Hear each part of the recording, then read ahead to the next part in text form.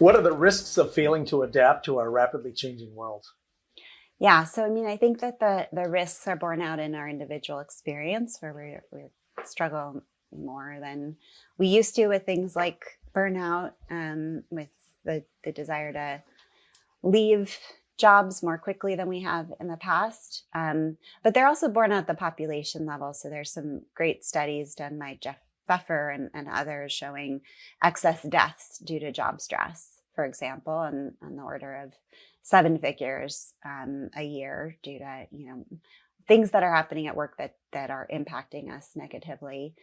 I think we are seeing in the workplace certain mental health disorders rising in prevalence. So those are the warning signals. That's what we want to avoid. And again, there's certain parts of it that we're hardwired on, and we have limits, and there's a lot that we can do in terms of learning coping skills, in terms of reframing this as it's not just about avoiding a negative outcome. It's actually gaining these skills so we can achieve things that we couldn't have achieved in any other work environment. I think that this idea of potential it's such an important word in our time, both because of the hope it gives us for what we can do with this turning challenge into opportunity, and because it's very real, because we're in this like wild west of what does this mean for us as a species, and there's inherent potential there for the good, as you said earlier.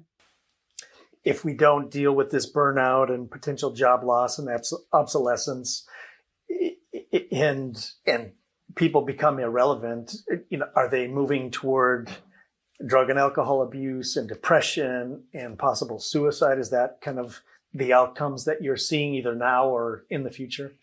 Yeah, so we know that when you lose a job, your levels of mortality skyrocket. I think grow up by something like 50% that following year. And the picture overall is major job transition, especially when you didn't choose it, is incredibly psychologically and physically challenging to us, takes a toll on our mental and physical health.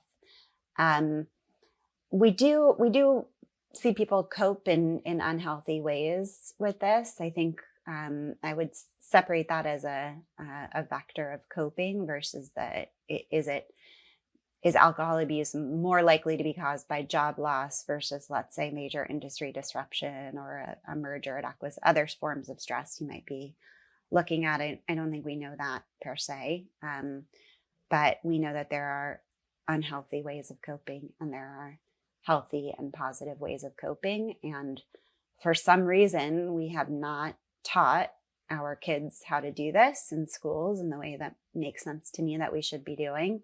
So here we are as adults, it's not too late, and there's so much important science we can benefit from to help us get to a better outcome.